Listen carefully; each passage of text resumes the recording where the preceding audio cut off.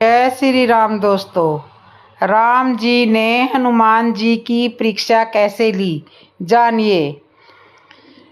समस्त वानर सेना और नल नील के सहयोग से समुद्र पर सेतु का निर्माण किया गया। यहाँ पर ना समुद्र की महिमा का वर्णन किया गया, ना पत्थरों के गुणों का वर्णन, ना ही वानरों की कोई करामात। यह सब भगवान के प्रताप से समुद्र में पत्थर तैरे हैं।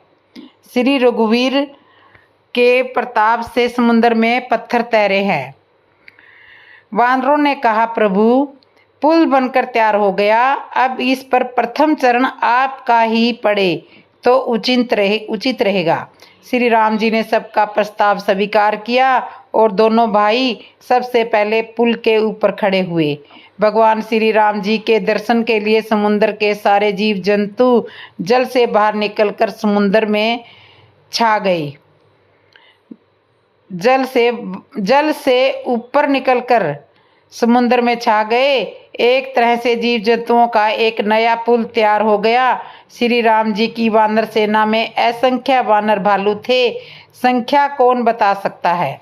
पुल पर से निकलने के लिए अत्यधिक भीड़ होने लगी। कुछ वानर भालू लाचार भी थे, भीड़ में चलने के लिए असंभव थे। उन्होंने कहा, प्रभु इस भीड़ में चलना हमारे बस की बात नहीं है। प्रभु श्री राम हंसकर कहते हैं कि आप लोगों के लिए यह जीव जंतुओं द्वारा बनाया गया पुल सुगम रहेगा, तुम इस पर से चलकर पार कर सकते हो। लाचार वानर भालू कहने लगे, वाह प्रभु, इन जीव जंतुओं का क्या भरोसा, रास्ते में भी हमें कब निगल जाए पता नहीं चलेगा। लंका पहुंचने से पहले ही हमारा राम नाम सत्य हो जाएगा। भगवान श्री राम जी हंसकर कहने लगे, मेरी बात पर विश्वास करो, जीव जंतु हिलेंगे डुलेंगे नहीं, तुम आराम से उस पार हो जाओगे। बंदरों ने कहा, नहीं प्रभु, हम इन पर होकर नहीं जाएंगे, हम तो जो तुम्हारे द्वारा बनाया हुआ पुल है उसी पर से होकर जाएंगे।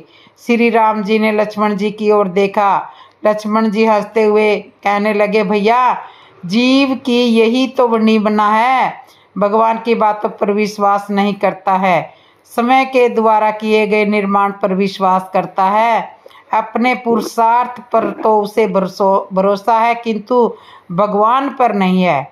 श्री राम जी ने वानर भालुओं को समझाया कि देखो, यदि तुम्हें विश्वास नहीं है तो इन जीव जंतुओं के ऊपर पेड़ पत्थर गिरा कर देख लो, यदि वह अपनी जगह से हिल जाएं, फिर तुम इस पर होकर मत जाना। वानर भालुओं ने बड़े बड़े विशाल पत्थर पेड़ ले जा करके जीव जंतुओं के ऊपर गिराए, किंतु कोई भी जीव जंतु अपनी जगह से हिला तक नहीं, अयावथा रहे। श्री राम जी ने हंस करके कहा, अब तो तुम्हें विश्वास हो गया होगा। वानर भालू कहने लगे, प्रभु एक बात बताओ, जब आप इन जीव जंतुओं के माध्यम से इस तरह का पुल तैयार कर सकते थे तो फिर व्यर्थ में हम वानर भालुओं को क्यों परेशान किया, क्यों हमसे पेड़ पत्थर डुलवाए, क्यों यह पुल का निर्माण कराया।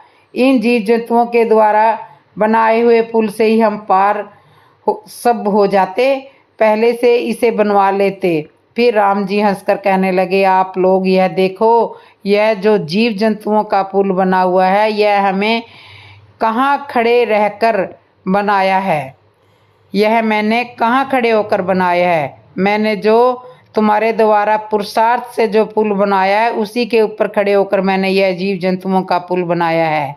पुरुषार्थ करना तुम्हारा कर्तव्य है, यदि मैं पहले ही इसे बना देता तो तुम्हें पुरुषार्थ करने का, कर्म करने का अवसर कहाँ मिलता, तुम अकर्मण्य हो जाते हो। संत व्याख्या करते हैं कि श्रीमद् भागवत गीता में यही प्रश्न अर्जुन ने भगवान श्री कृष्ण से किया था कि हे केशव, जब आप कौरवों सेना को मरा हुआ दिखा रहे हो तो फिर मुझे इन्हें मारने को क्यों कह रहे हो, मरे हुए को मारने की क्या आवश्यकता है, और जब यह जिंदा है तो इन्हें मरा हुआ क्यों दिखा रहे हो। भगवान कृष्ण ने हंसते हुए अर्जुन से कहा, अर्जुन, इन्हें मरा हुआ तुम्हें इसलिए दिखा रहा हूँ कि कहीं तुम्हें यह अभिमान ना हो जाए कि मैंने इन्हें मारा, इसलिए इन्हें तुम्हें पहले से ही मरे हुए दिखा रहा हूँ। और जिंदा इसलिए दिखा रहा हूँ कि तुम अकर्मण्य न बनो, आलसी न रहो, तुम्हें इन्हें मारना है, कर्म करो, इसलिए मैं तुम्हें इन्हें जिंदा दिखा रहा हूँ। यही बात भगवान श्री राम वानरों से कह रहे हैं कि पुरुषार्थ करना जीव का कर्म है, तुम पुरुषार्थ करो, तुम्हारे पुरुषार्थ के पुल पर खड़ा होकर मैं तुम्हें आगे का मार्गदर्शन करूंगा। इस तरह श्री राम जी ने सभी को समझाया और सारी वानर सेना समुद्र के उस पार हुई। कोई उड़कर उस पार हुआ, कोई जीव जंतु पर चलकर पार हुआ। तो इस तरह से सारी वानर सेना पुल के ऊपर से पार हो गई।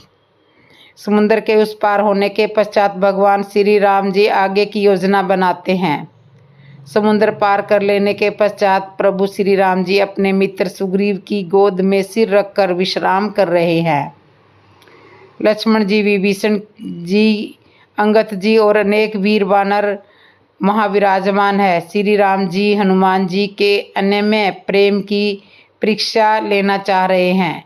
श्री राम जी जानते हैं हनुमान जी जब लंका में गए थे तो उन्होंने रावण में भी मेरे ही दर्शन किए थे। रावण में भी हनुमान जी अपने प्रभु के दर्शन कर रहे थे, तभी तो उन्होंने रावण को प्रभु और स्वामी कहकर संबोधित किया था। इधर राम जी जानना चाह रहे हैं कि वह तो लंका का विषय था। आज मैं अपने समक्ष ही हनुमान जी के अनन्य प्रेम की परीक्षा लूँगा। इस तरह मन में विचार करके श्री राम जी ने ऊपर आसमान की ओर देखते हुए अपने मित्रों से एक प्रश्न किया कि अपनी बुद्धि के अनुसार उत्तर दो। अपनी बुद्धि के अनुसार उत्तर दो कि यह बताओ, चंद्रमा में जो यह काला निशान दिखाई दे रहा है वह किस लिए है? सुग्रीव ने उत्तर दिया, प्रभु चंद्रमा में तो यह निशान दिखाई दे रहा है वह पृथ्वी की परछाई है। संत व्याख्या करते हैं कि चंद्रमा में यह निशान पृथ्वी की परछाई है या नहीं यह तो परमात्मा जाने, किंतु सुग्रीव जी ने अपने भाई बाली के डर से सारी पृथ्वी में भागते फिरे थे तो उनके मन में यह पृथ्वी ही समाई हुई थी। इसलिए सुग्रीव जी ने अपनी बुद्धि के अनुसार यही उत्तर दिया। संत कहते हैं कि जिसके मन में जो चल रहा होता है वह वही प्रकट करता है। सुग्रीव जी के मन में भी वही पृथ्वी का दृश्य चल रहा था तो उन्होंने यह उत्तर दिया। अब राम जी ने विभीषण जी से पूछा। विभीषण जी ने उत्तर दिया, चंद्रमा का भाई राहु है और प्रभु मुझे ऐसा लगता है कि राहु ने चंद्रमा को लात मारी थी तो यह निशान उस लात का ही दिखाई पड़ता है। अब चंद्रमा को राहु ने लात मारी थी या ना मारी थी, किंतु विभीषण जी अभी अभी अपने भाई रावण से लात खाकर आए थे तो उनके मन में तो यही चल रहा था, इसलिए उन्होंने ऐसा उत्तर दिया। गोस्वामी जी ने स्पष्ट रूप से विभीषण जी का नाम नहीं लिखा है, किंतु चौपाई यह स्पष्ट करती है कि यह उत्तर विभीषण जी का ही था।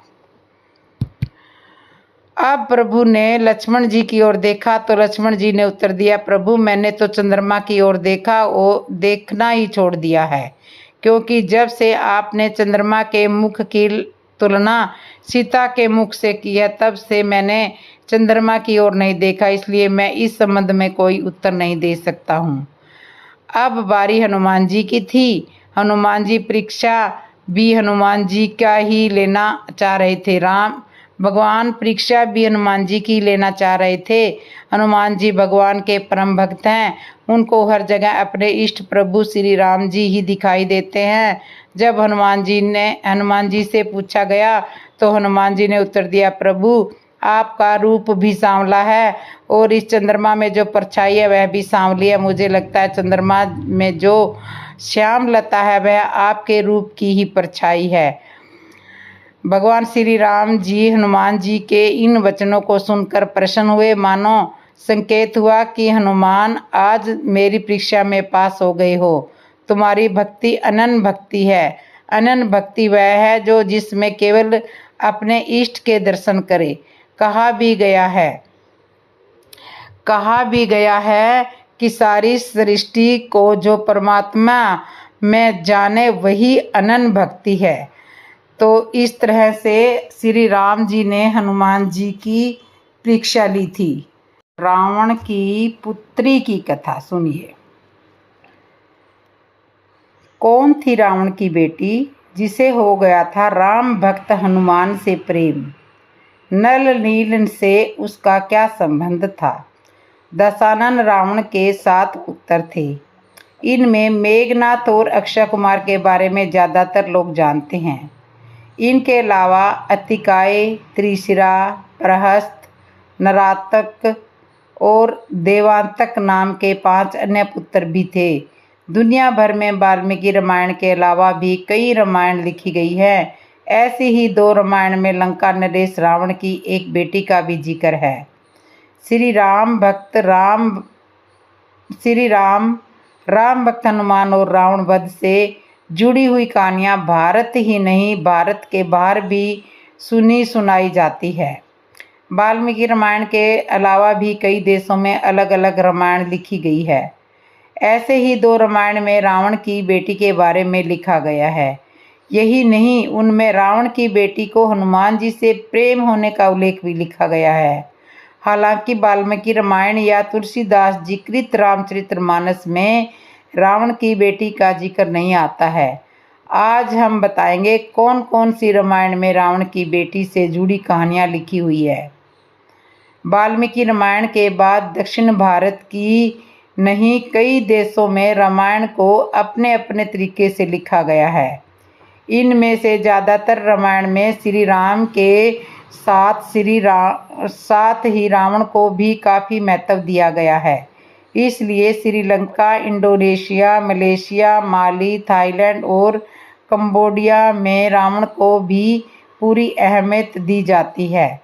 रावण की बेटी का उल्लेख भी थाईलैंड की रामकीय रामायण और कंबोडिया रामायण की रामकेर रामायण में किया गया है। रावण कहते हैं कि रावण के 3 पत्नियां और 7 बेटे थे। इनमें पहली पत्नी मंदोदरी से 2 बेटे मेघनाथ और अक्षय कुमार थे। वही दूसरी पत्नी धन्यमालिनी से अतिकाय और त्रिशिरा नाम के 2 बेटे थे। तीसरी पत्नी से प्रस्थ, नरातक और देवातक नाम के 3 बेटे थे। दोनों रामायण में बताया गया है कि 7 बेटों के अलावा रावण की एक बेटी थी जिसका नाम सरुणमच्छा या सरुण मत्स्य था। कहा जाता है कि सरुण मत्स्य देखने में बहुत सुंदर थी। उसे सरुण जलपुरी भी कहा जाता था। एक अन्य रामायण में, अद्भुत रामायण में, श्री राम की पत्नी देवी सीता को भी रावण की बेटी बताया गया है। अद्भुत रामायण के अनुसार अपनी पुत्री पर ही बुरी दृष्टि डालने के कारण रावण का अंत हुआ था। दशानन की बेटी सुनहरी मछली। दशानन रावण की बेटी सरुणमत्स्य का शरीर सोने की तरह चमकता था, इसलिए उनको सरुणमच्छा भी कहा जाता था। इसका शाब्दिक अर्थ होता है सोने की मछली। इसलिए थाईलैंड और कंबोडिया में सुनहरी मछली को ठीक उसी तरह से पूजा जाता है जैसे हमारे यहाँ देवी देवताओं को पूजा जाता है। रामायण के बाद 10वीं शताब्दी में कम्बंद रामायण में महाकाव्य लिखा है जो दक्षिण में बहुत अधिक लोकप्रिय है। वाल्मीकि रचना से भी प्रेरित होती है क्योंकि सभी रामायण में ना राम बदले, ना स्थान और ना ही उनके उद्देश्य में कोई परिवर्तन हुआ। सुरम्य और नीलनल का संबंध। वाल्मीकि रामायण के अनुसार श्री राम ने लंका पर विजय अभियान के दौरान समुद्र पार करने के लिए नल और नील को सेतु बनाने का काम सौंपा। श्री राम के आदेश पर जब नल और नील लंका पर समुद्र पर सेतु बना रहे थे तो रावण ने अपनी बेटी सरुणमच्छा को ही ये योजना नाकाम करने का काम सौंपा था। पिता की आज्ञा पाकर सरुणमच्छा ने वानर सेना की ओर समुद्र में फेंके जाने वाले पत्थरों और चट्टानों को गायब करना शुरू कर दिया था। उसने इस काम के लिए समुद्र में रहने वाले अपने पूरे दल की मदद ली थी। सरुणमच्छा को कैसे हुआ राम भक्त हनुमान जी से प्रेम, तो जानिए। जब वानर सेना की ओर से पत्थर डाले जाने लगे और वो पत्थर गायब होने लगे तो हनुमान जी ने समुद्र में उतर कर देखा कि आखिर ये चट्टानें कहाँ जा रही हैं। उन्होंने देखा कि पानी के अंदर रहने वाले लोग पत्थर और चट्टानें उठाकर कहीं ले जा रहे हैं। उन्होंने उनका पीछा किया तो देखा कि एक मत्स्य कन्या उनको इस कार्य करने के लिए निर्देश दे रही है। कथा में कहा गया है कि शरणमच्छा ने जैसे ही हनुमान जी को देखा उससे प्रेम हो गया। हनुमान जी उनके मन की स्थिति भांप गए थे और समुद्र तल पर ले जाकर उनसे पूछते हैं कि क्या आप कौन सी देवी हैं। वह बताती है कि मैं रावण की बेटी हूँ। फिर रावण उन्हें समझाते हैं कि रावण क्या गलत कार्य कर रहा है। हनुमान जी के समझाने पर शरणमच्छा सभी चट्टानें लौटा देती है और राम सेतु के निर्माण का कार्य पूरा हो जाता है। तो इस तरह से रावण की बेटी को हनुमान जी से प्रेम हो गया था। लंका दहन की कहानी सुनिए। रावण के आदेश से लंकावासी हनुमान जी की पूंछ में आग लगाकर उसे जला देना चाहते हैं। उसके लिए वह सब अपने अपने घरों से घी और कपड़ा लाते हैं। जब हनुमान जी की पूंछ पर कपड़ा लपेटने लगे तो पूंछ लंबी हो जाती है। स्थिति यह हुई कि लंका में घी खत्म हो गया। कुछ राक्षस रावण के पास गए और कहा, महाराज, बंदर की पूंछ में कपड़ा लपेटने में सारा घी खत्म हो गया। रावण चिल्लाया, मूर्खों, तुम्हें घी में कपड़े भिगोकर बांधने को किसने कहा था। राक्षस बोले, महाराज, हमने सोचा बंदर की पूंछ में थोड़ा बहुत घी लगेगा, किंतु वह तो अपनी पूंछ को बढ़ाता ही गया। रावण ने कहा, तेल से भिगोकर कपड़ा बांधो। राक्षसों ने तेल में भिगोकर रावण की पूंछ में कपड़ा लपेटा।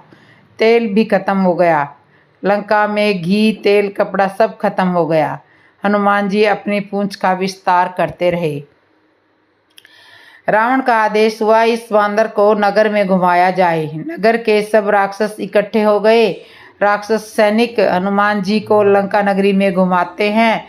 राक्षस ठाके मारते हैं। कुछ लोग तो हनुमान जी को लात से ठोकर मारते हैं और हंसी उड़ाते हैं। किंतु धन्य है हनुमान जी, कितने महान है। राक्षसों की इस अज्ञानता पर मंद मंद मुस्कुराते हैं और अपने प्रभु श्री राम जी के कार्य को पूर्ण करने के लिए यह सब सह लेते हैं। हनुमान जी संत है और संत का यह स्वभाव है, सब कुछ सह लेते हैं, क्रोध नहीं करते। अब हनुमान जी की पूंछ में आग लगाई जाती है। हनुमान जी अपना छोटा सा रूप बनाकर ब्रह्मास्त्र से बाहर निकल आते हैं और फिर जब देखते हैं कि पूंछ में आग लग चुकी है, अपना छोटा रूप बना लेते हैं। अग्नि को जलते हुए देखकर हनुमान जी तुरंत ही बहुत छोटे रूप में हो गए। बंधन से निकलकर वे सोने की अटारियों पर चढ़ गए। उनको देखकर राक्षसों की स्त्रियां भयभीत हो गई। हनुमान जी अट्टहास करके गरजे और बढ़कर आकाश में जा पहुंचे। हनुमान जी ने अपना विकट रूप धारण कर लिया। ऐसा विकट रूप बनाया कि आसमान को छू गए। देह बड़ी विशाल परंतु बहुत ही फुर्तीली है। वे दौड़कर एक महल से दूसरे महल पर चढ़ जाते हैं। नगर जल रहा है, लोग बेहाल हो गए। लोग आग की करोड़ों भयंकर लपटें झपट रही है। और एक अद्भुत बात है, हम केवल हवा का एक ही प्रकार जानते हैं, लेकिन हवा के 82 रूप हैं, 49 रूप हैं। 49 मरुतगण इतनी तेजी से चले कि हवा पूरी लंका में छा गई। हनुमान जी महाराज ने लंका जलाते समय अपनी सिद्धियों के प्रयोग से 49 मरुतगणों का आह्वान किया। तभी तो तुलसीदास जी लिखते हैं, चारों ओर बचाओ बचाओ, हाय बप्पा हाय मैया, इस अवसर पर हमें कौन बचाएगा। चारों ओर वही पुकार सुनाई पड़ रही थी। कोई कह रहा था, हमें तो पहले ही पता था कि यह वानर नहीं है, वानर का रूप धरे कोई देवता है। हमने तो कहा यह कोई देवता। चिल्लाते हुए रावण के पास गए। कवितावली रामायण में यह वर्णन है कि रावण ने लंका में लगी हुई आग को बुझाने के लिए वेदी बादल बुलाए। प्रलय के बादलों को आदेश दिया कि बरसो और इस आग को बुझाए। प्रलय के बादल बरसने लगे, लेकिन आश्चर्य की बात, बादल बरस रहे हैं लंका के ऊपर और पानी गिर रहा है लंका के बाहर। 49 मरुत गण इतनी तेजी से चल रहे हैं कि पानी को लंका में गिरने ही नहीं दे रहे हैं। लोग चिल्ला रहे हैं, यहाँ बरस क्यों नहीं रहा? इतनी तेजी से पवन चलने के कारण आग और भयानक रूप धारण कर रही है। रावण ने पयोधी बादलों से कहा, क्या कर रहे हो? बरस क्यों नहीं रहे हो? बादल बोले, बरस तो रहे हैं, लेकिन आग तो और भी तेज होती जा रही है। आप कहो तो इसी तरह बरसते रहें। किसी ने भी हनुमान जी से कहा कि प्रलय के बादल भी आग को बुझा नहीं पा रहे हैं, क्या कारण है? यह कौन सी आग है जो बुझ नहीं रही? हनुमान जी ने कहा, यह कोई साधारण आग नहीं है, यह पावक है। और यह पावक क्या है? यह राम जी के रोष रूपी पावक में सोने की लंका जल रही है। भगवान के भक्त का यदि कोई अपमान करता है तो भगवान के क्रोध रूपी पावक में जलकर भस्म हो जाता है। साधु के अपमान का यह फल है कि नगर अनाथ के नगर की तरह जल रहा है। हनुमान जी ने एक ही क्षण में सारा नगर जला डाला, एक भी विभीषण का घर नहीं जलाया। किसी ने हनुमान जी से कहा कि सारी नगरी जल रही है, उसमें तुम्हारी पूंछ क्यों नहीं जल रही है? हनुमान जी ने कहा, बहुत सुंदर उत्तर दिया। कहो, जो आग इस लंका को जला रही है, उस आग में मेरी पूंछ को बचाने वाली भक्ति शक्ति की विराजमान है, बचाने वाली शक्ति भी विराजमान है। किसी ने कहा, कौन है वह शक्ति? हनुमान जी ने कहा, वह जानकी माता है। राम जी ने जानकी माता से यही कहा था कि मैं निशाचरों का नाश करूं, तब तक तुम अग्नि में प्रवेश करना। लंका जलाकर हनुमान जी समुद्र में कूद गए। पूंछ की आग बुझाकर माता सीता के सामने उपस्थित हुए। माता सीता को प्रणाम किया। माता सीता हनुमान जी को देखकर बड़ी प्रसन्न हुई। पूछती, हनुमान जी, क्या कारण है कि तुमने सारी लंका को जला दिया किंतु तुम्हारी पूंछ नहीं जली? हनुमान जी ने बड़ा सुंदर उत्तर दिया, माता, यह लंका अग्नि से नहीं जली है, यह राम जी के रोष से जली है। और भला उस अग्नि में मेरी पूंछ कैसे जल सकती है?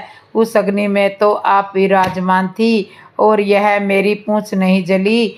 उसका भी एक कारण है कि मेरी पूंछ में राम जी विराजमान है और मेरी पूंछ पीछे है। राम जी के कारण ही तो मेरी पूंछ है, वरना इस वानर को कौन पूछेगा? माता सीता हनुमान जी की बातों से बड़ी खुश होती है, प्रसन्न होती है। हनुमान जी अब जानकी माता से विदा लेना चाहते हैं। कहते हैं, माता, जिस तरह राम जी ने मुझे सहदानी के रूप में मुंदरिका दी है, उस तरह आप भी राम जी को देने के लिए कुछ निशानी दीजिए। श्री जानकी जी ने हनुमान जी को चूड़ामणि उतार कर देती है और कहती है, हनुमान, तुम मेरा राम जी से प्रणाम कहना और प्रणाम उसी तरह कहना। श्री माता सीता जानकी जी पृथ्वी पर अपने दोनों हाथ रखकर नेत्रों में जल भर कर कह रही थी कि जिस तरह मैं प्रणाम कर रही हूँ उसी तरह तुम राम जी को प्रणाम कहना।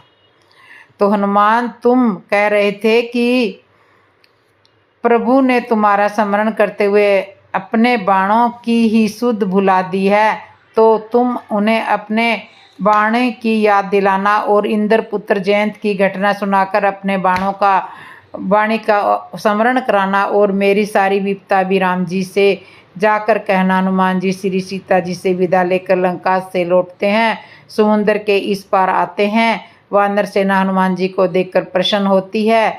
तो इस तरह से लंका का दहन होता है। लंका से लौटकर जब हनुमान जी ने श्री राम को माता सीता का हाल सुनाया, सुनिए। हनुमान जी श्री सीता जी से विदा लेकर लंका से लौटते हैं, समुद्र के इस पार आते हैं। वानर सेना हनुमान जी को देखकर प्रसन्न होती है। सब अति शीघ्र यह समाचार राम जी को सुनाने के लिए चलते हैं। किष्किंधा नगर से बाहर बाग में सब लोग प्रेम से फल खाते हैं। रखवाले सुग्रीव जी को यह शिकायत करते हैं कि अंगद युवराज ने फलों का बगीचा उजाड़ दिया है। सुग्रीव जी यह समाचार सुनकर प्रसन्न होते हैं कि आवश्यक वानर सेना ने श्री सीता जी का समाचार पा लिया है, नहीं तो इस तरह आकर बाग में फल नहीं खाते। सुग्रीव फल नहीं खाते। हनुमान जी सहित सभी वानर सेना श्री राम जी के पास आती है। जब हनुमान जी महाराज लंका से श्री सीता जी के समाचार लेकर आए, जामवंत जी ने श्री राम जी को हनुमान जी की कार्यकुशलता की सारी कहानी सुनाते हुए कहा, प्रभु हनुमान जी ने जो काम किया है उसकी प्रशंसा सैकड़ों मुख से भी नहीं की जा सकती है। ऐसा अद्भुत काम किया है हनुमान जी ने कि हनुमान जी चुपचाप सुनते रहे। हनुमान जी को मन में एक ही संकोच था कि मुझसे जितना कहा गया है मैंने उसके अतिरिक्त भी कुछ कार्य किए हैं। ऐसा ना हो कि प्रभु श्री राम जी मुझ पर नाराज हो जाएं। लेकिन जामवंत जी के द्वारा हनुमान जी के कार्यशैली को श्री राम जी ने सुना और राम जी प्रसन्न हो गए। राम जी ने हनुमान जी को हृदय से लगा लिया और कहा, हनुमान, मैं तुम्हारा उत्तीर्ण नहीं हो सकता, मैं सदा तुम्हारा कर्जवान रहूंगा। हनुमान जी राम जी के प्रेम भरे वचन सुनकर गदगद हो गए और राम जी हनुमान जी की प्रशंसा कर रहे हैं और हनुमान जी श्री राम के सम्मुख की ओर देख रहे हैं। श्री राम जी ने यहाँ हनुमान जी से प्रश्न किया, कहा, हनुमान, तुम एकटक मेरे मुख की ओर क्यों देख रहे हो? तुम्हारी यह बात मुझे कुछ शिष्टाचार के अनुरूप नहीं लगती है, क्योंकि देखा गया है कि यदि कोई किसी की प्रशंसा करता है तो जिसकी प्रशंसा की जाती है वह मन ही मन प्रफुल्लित होता है और अपनी गर्दन झुका लेता है। और एक तुम हो, बड़े चाव से मेरी तरफ देख रहे हो, लगातार मुझे देख रहे हो। अपनी प्रशंसा सुनने में तुमको बहुत आनंद आ रहा है। तुम्हारा यह व्यवहार तो शिष्टाचार के अनुरूप लग रहा है। हनुमान जी ने कहा, प्रभु, मैं आपके मुख की ओर देख रहा हूँ, उसका भी कारण दूसरा है। मैं यह विचार कर रहा हूँ कि आप मेरी प्रशंसा कर रहे हो, कहीं आपकी प्रशंसा में कोई व्यंग तो नहीं है, क्योंकि एक बार प्रशंसा अपने नारद जी की भी की थी। नारद जी से यह भूल हो गई थी कि जब आपने नारद जी की प्रशंसा की तब नारद जी ने आपके मुख की तरफ नहीं देखा। नारद जी यदि आपके मुख की ओर देख लेते तो नारद जी भी समझ सकते थे कि प्रशंसा करने वाले के पीछे उसका भाव क्या है। जो गलती नारद जी से हुई है वह गलती मैं नहीं करना चाहता हूँ। बस मैं इसलिए आपके मुख की ओर देख रहा हूँ कि कहीं यह मेरी प्रशंसा भी नारद जी की प्रशंसा तो नहीं है। और एक कारण और है प्रभु, जिसके कारण मैं आपके मुख की ओर देख रहा हूँ। मैं केवल आपका मुख देख नहीं रहा हूँ, मैं आपको अपना मुख दिखा भी रहा हूँ। मेरा आशय यह है कि देख लो, आपने नारद जी की प्रशंसा की और उन्हें बंदर बना दिया था। मैं अपना मुख आपको दिखा रहा हूँ कि कहीं आप मुझे बंदर बनाने का सोच रहे हो तो मैं तो बंदर पहले से ही बना हुआ हूँ। श्री राम जी हनुमान जी की बुद्धिमत्ता पर बहुत प्रसन्न हुए। मित्रों, भगवान अनंत है और उनकी कथा भी अनंत है। भगवान की कथा को कोई ऋषि मुनि संत महात्मा अपने अपने अनुभव के अनुसार लिखा है और गाया है। हनुमान जी महाराज बहुत महान है। उधर जब श्री माता सीता ने पूछा कि प्रभु ने मुझे बुला दिया, तब हनुमान जी ने राम जी का पक्ष लिया और कहा, माता, प्रभु ने तुम्हें नहीं बुलाया। उनके स्थान पर यदि कोई और होता तो शायद यह कहता कि हाँ माता, आपकी बात सही है, यह प्रभु की गलती है, उन्हें ऐसा नहीं करना चाहिए था। किंतु हनुमान जी ने ऐसा नहीं कहा। हनुमान जी ने राम जी का पक्ष लिया और कहा कि माता, राम जी तो रात दिन आपको याद करते हैं। और जब उधर माता जानकी ने समाचार लेकर वहाँ गए तो वहाँ पर हनुमान जी ने माता जानकी जी का पक्ष लिया।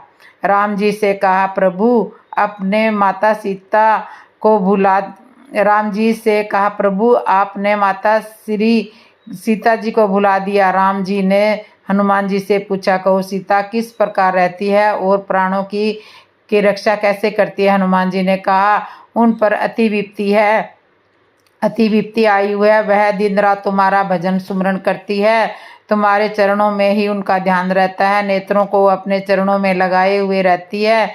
चलते समय उन्होंने उस चूड़ामणि उतार करके दी। श्री रघुनाथ जी ने उसे लेकर हृदय से लगा लिया। हनुमान जी ने फिर कहा, हे नाथ, दोनों नेत्रों में जल भरकर जानकी जी ने मुझसे कहा, अपने छोटे भाई समेत प्रभु के चरण पकड़ना और कहना कि आप दीन बंधु हैं, शरणागत के दुखों को हरने वाले हैं और मैं मन वचन और कर्म से आपके चरणों की अनुरागिणी हूँ। फिर आपने मुझे किस अपराध से त्याग दिया है? किस अपराध से त्याग दिया है? क्या यही मेरा अपराध है कि आपके विरह में मेरे प्राण नहीं गए? सीता जी बोली, यह मेरा अपराध नहीं, नेत्रों का है। अच्छा, क्यों है नेत्रों का अपराध? इसलिए जैसे रुई का ढेर और आग हो और हवा हो तो रुई को जलने में देर नहीं लगती। सीता जी कहती है, यहाँ तीनों चीज़ है, आग भी है, रुई भी है और हवा भी है। आग क्या है? विरह अग्नि, विरह की आग। रुई क्या है? तनु तुल, तुल माने गई। विरह अग्नि, तनु तुल। हवा क्या है? समीरा समास, तीनों चीज़ें हो गई। विरह की आग है, शरीर की रुई है, समास की हवा है, तो कितनी देर लगती है शरीर छूटने में? एक क्षण में शरीर जल जाए तो क्या जल क्यों नहीं पाता? हवा भी चली, आग भी लगी और रुई से आग भी लगी, तब तक किसी ने पानी बरसा दिया। बुझ गई आग, रुई बच गई, तो पानी कौन बरसाता है? कहा, जब जब विरह की आग में रुई रूपी शरीर समास की सुमीर का सहयोग पाकर जलना चाहता है, तभी ये नेत्र पानी बरसाने लगते हैं।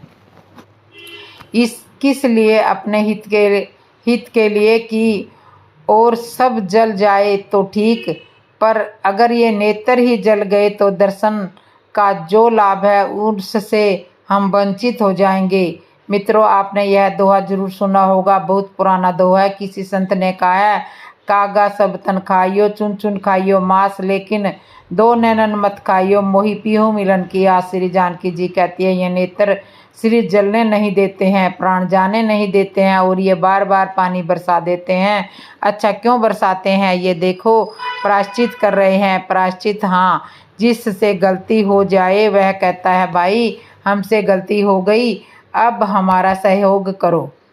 श्री जानकी जी कहती है, ये नेत्र भगवान के चरणों की ओर देखते हैं और हर क्षण हर छिन छिन चरण सरोज निहारी, हर क्षण चरणों की ओर देखते थे ये नेत्र। लेकिन एक क्षण ऐसा आया कि क्षण क्षण चरण देखने वाले नेत्र हिरण पर चले गए और ये नेत्रों की यात्रा थी हरि चरण से हिरण पर चले गए। राम जी ने कहा, हनुमान एक बात, मेरी बात समझ में नहीं आई।